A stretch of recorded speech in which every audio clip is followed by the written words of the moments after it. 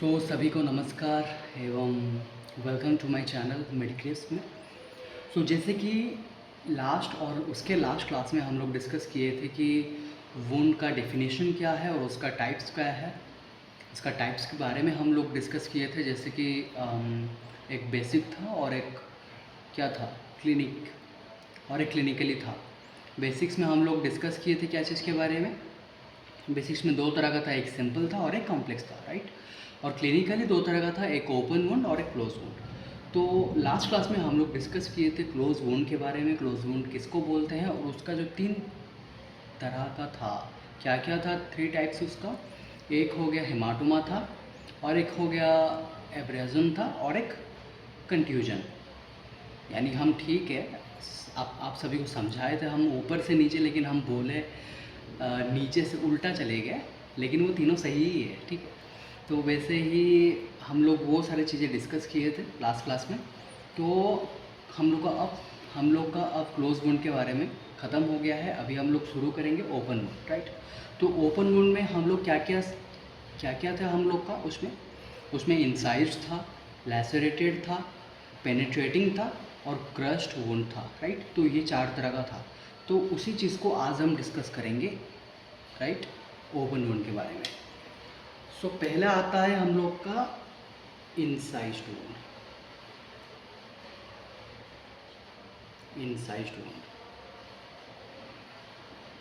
अब ये जो इंसाइज्ड वर्ड है, इससे आप सभी को समझ में आ रहा होगा कि भाई इंसाइजन, ये सभी टर्म आप लोग सुने होंगे, इंसाइज करना, इंसाइज्ड होना। या फिर इस तरह का जो वुंड है ना, ये हम लोग का वुंड बनता है किसी भी एक तरह का शार्प ऑब्जेक्ट, लाइक नाइफ हो गया या फिर किसी भी तरह का ब्लेड हो गया। इन सारी चीज़ों से जो भी हम लोग का वुंड बनता है अपने शरीर पे, उसी तरह का वुंड को हम बोलते हैं इंसाइज्ड वुंड, राइट। अब ये जो इंसाइज्ड वुंड होता है ना, ये लोग का जो हम लोग का जो घाव बन गए, ठीक है। सपोज़ कोई भी एक शार्प ऑब्जेक्ट लाए, सपोज़ ब्लेड, ठीक है। तो वो ब्लेड को लाए और वो ब्लेड को यूज़ करके हम एक अपना शरीर पे या फिर अपने हाथ पे एक तरह का लगा दिए कट। वैसे कोई लगाना नहीं, ठीक है, हम कोई मत करना है ऐसे। हम बस समझाने के लिए आप सभी को बोल रहे हैं कि क्या करना है, मतलब समझाने के लिए बस, ठीक है। सो एक शार्प ऑब्जेक्ट लाए और मारे कट, ठीक है। कट मारने के बाद जो वुंड जो बना ना, अब वुंड का भी जो बनने के बाद उसका एजेस निकलेगा, ठीक है। तो उनका जो एज होगा ना, तो वो एज सारा शार्प निकलेगा, ठीक है।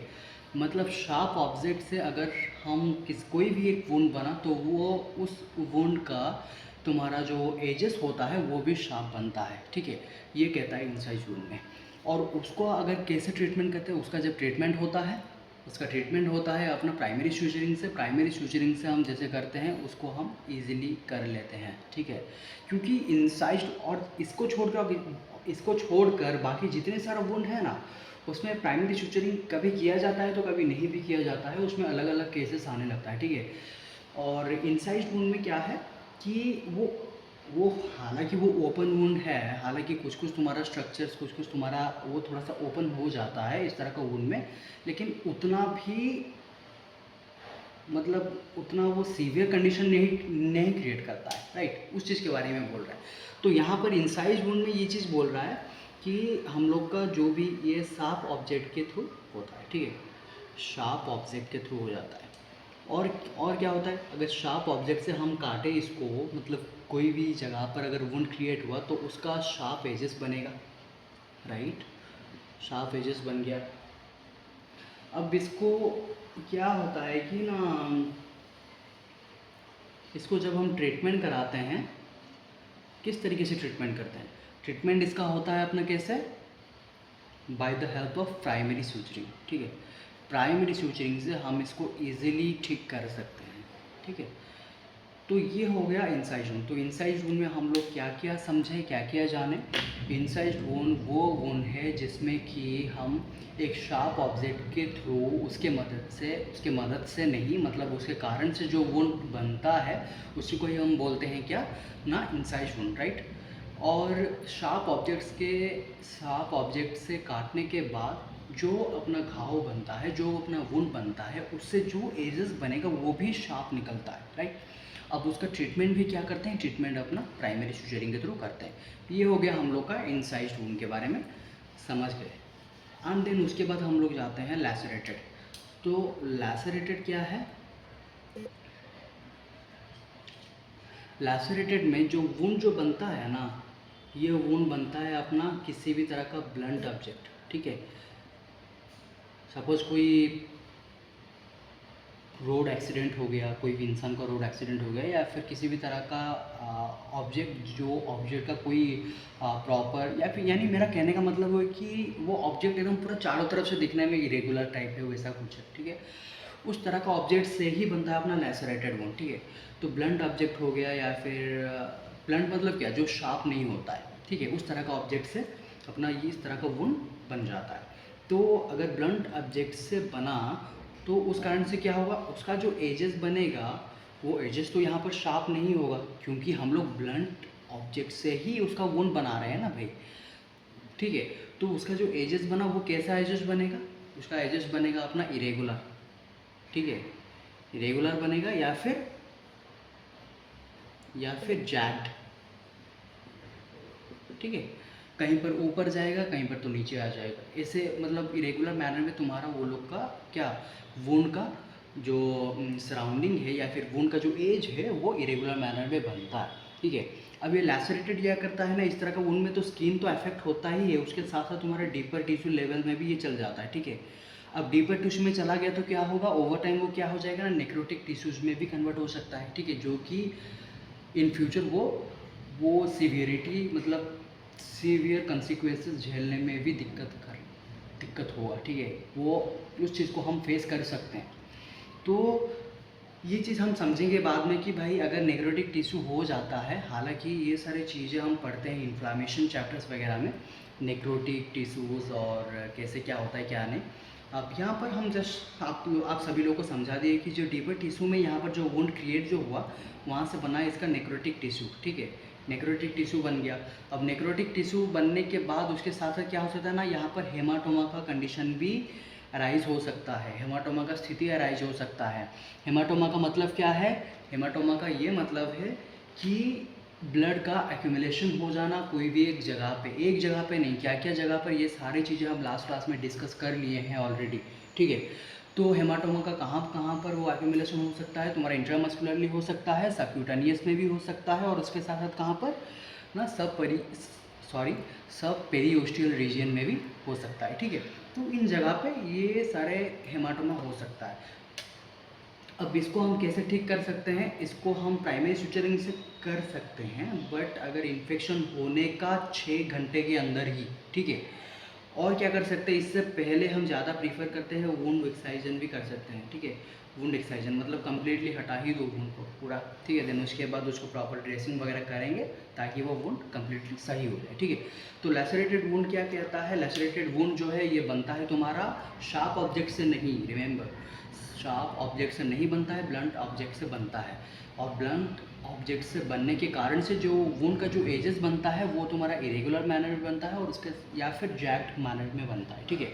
अब यहाँ पर लैसरेटेड वुंड में क्या होता है, स्किन तो अफेक्ट होता ही है, और उसके साथ वो डीपर टिश्यू को भी अफेक्ट करता है, जिस कारण से वहाँ पर तुम्हारा हेमाटोमा का कंडीशन अराइज हो सकता है, उसके सहित वो नेक्रोटाइजिंग भी करा सकता है उसको, किसको, वो टिश्यू को, क्योंकि वो टिश्यू और वेसल सारे क्रश्ड हो गए हैं ना भाई, इतना जोर से वो ब्लंट ऑब्जेक्ट जो है आकर अपने शरीर पे लगा है, ठीक है। तो उस कंडीशन में तुम्हारा हेमाटोमा का कंडीशन अराइज हो सकता है, उसके साथ क्या क्या बोले अभी ना, नेक्रोटाइजिंग भी करा सकता है। अब उसका ट्रीटमेंट में हम क्या करते हैं ना, प्राइमरी सीजरिंग कर सकते हैं अगर वो जो भी इंजरी हुआ है उसका 6 घंटे के अंदर, राइट। एंड और क्या कर सकते हैं ना, वुंड एक्साइजन भी कर सकते हैं। तो ये लैसरेटेड वुंड के बारे में हम लोग समझ गए। देन उसके बाद हम लोग चलते हैं कहाँ पर, चलो चलते हैं, नेक्स्ट आता है अपना पेनेट्रेटिंग।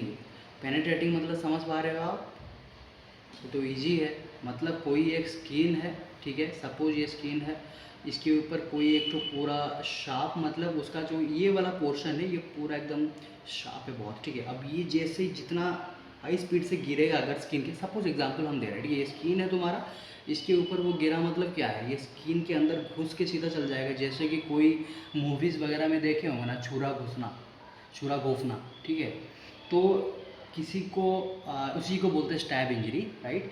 तो इस तरह का कंडीशन में क्या होता है कि वो ऊपर ऊपर से तुमको लगेगा कि भाई ज़्यादा कुछ हुआ नहीं है, जबकि वो जो वुंड है तुम्हारा अंदर ही अंदर बहुत सारे टिश्यू को डैमेज ऑलरेडी कर चुका है। उस तरह का वुंड को हम बोलते हैं पेनिट्रेटिंग वुंड, ठीक है। अब इस तरह का वुंड को जैसे कि तुम्हारा कौन से कंडीशन में वो कर सकता है, और बहुत सारे ऐसे इंटरनल ऑर्गन्स होंगे तो इस तरह का इंजरी में उनको अफेक्ट कर सकता है। जैसे कि तुम्हारा क्या इंटेस्टाइन हो गया, लीवर हो गया, स्प्लीन हो गया और मेजेंटेरिक ब्लड वेसल्स हो गया, ये सारे चीज़ों को भी अफेक्ट कर सकता है। मतलब पेनिट्रेटिंग वुंड इस तरह का वुंड है, आजकल के टाइम में बहुत अनकॉमन है, ठीक है, बहुत होता है ये आजकल के टाइम में। और इसका सबसे बड़ा एग्जाम्पल है ये स्टैब इंजरी। स्टैब इंजरी में क्या होता है कि मतलब इसी तरह का इंजरी का मतलब जो होता है ना इस तरह के इंजरी में, तो क्या होता है कि ना ऊपर ऊपर से तुम देखोगे कि भाई कुछ हुआ नहीं है, बस छोटा सा कुछ है, लेकिन उसमें क्या हुआ है कि वो ऑब्जेक्ट को इतना फोर्सफुली हम बाहर से अप्लाई किए है ना, वो तुम्हारा डीपर टिश्यू को पूरा पेनिट्रेट कर गया है, ठीक है। आप सभी लोग समझ पा रहे होंगे, हम आशा करते हैं। जो स्किन जो है उसके ऊपर वो जो ऑब्जेक्ट है जो कि मुख्य कारक है किसका ना पेनिट्रेटिंग वुंड का, इतना फोर्सफुली उसको डाला जाता है कि वो स्किन को एकदम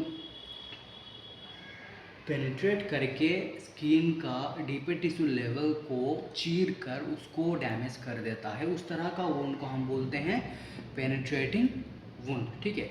अब चीरेगा तो क्या होगा, इंटरनल ऑर्गन को भी अफेक्ट कर सकता है, ठीक है।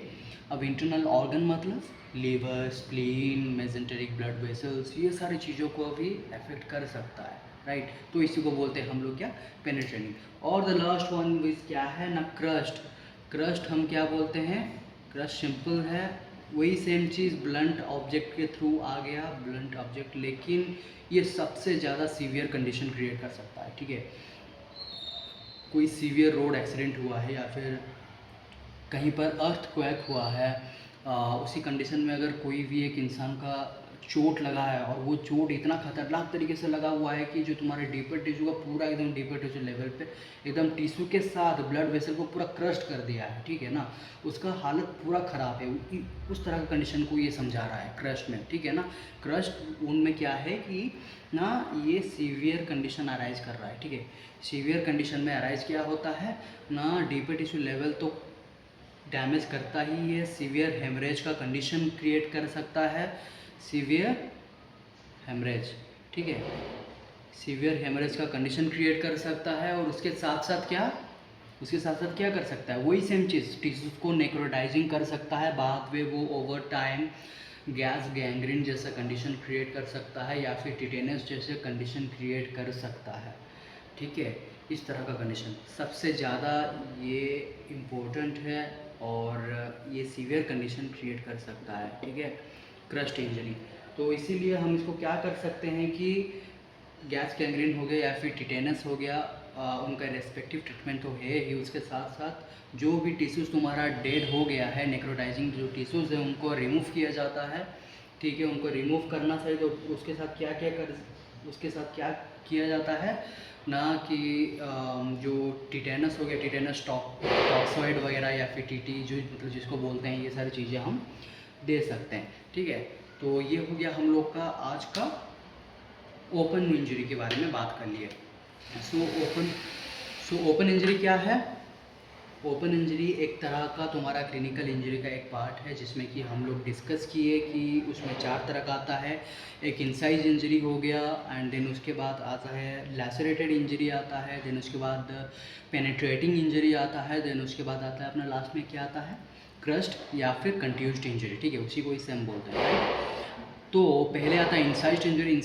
इंसाइज्ड इंजरी जो होता है वो किसी भी एक शार्प ऑब्जेक्ट जो होता है उसी के कारण से ही होता है, शार्प ऑब्जेक्ट से, ठीक है ना। अब शार्प ऑब्जेक्ट के कारण से होने के बाद